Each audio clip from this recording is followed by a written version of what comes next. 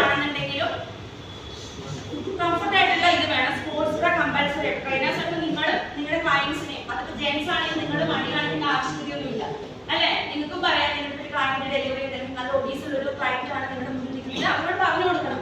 നിങ്ങൾ cardio exercise അവർക്ക് കൊടുക്കുന്നതിൽ പറയാം മാഡം ഇന്ന സ്ഥലത്ത് കറക്റ്റ് ചെയ്യുക, സ്പോർട്സ് കാർ നമ്മൾ ഉപയോഗിക്കണം. എന്തുകൊണ്ടാണ് അങ്ങനെ പറയുന്നത്? സ്പോർട്സ് കാർ കറക്റ്റ് ആയിട്ട് നമ്മൾ ഇട്ടില്ല എന്നുണ്ടെങ്കിൽ നമ്മുടെ ലിഗമെന്റ്സ് ഫസ്റ്റ് സാഗിയാണ് ചാൻസസ് ഉണ്ട്.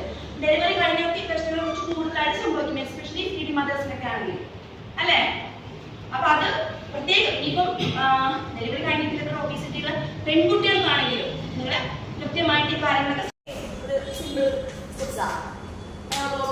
സ്റ്റെപ്പ് ടച്ച് ആണ്. ഇതില് ഹാൻഡ് മൂവ്മെന്റ് 1 2 3 4 ഇങ്ങനെ വരുമ്പോ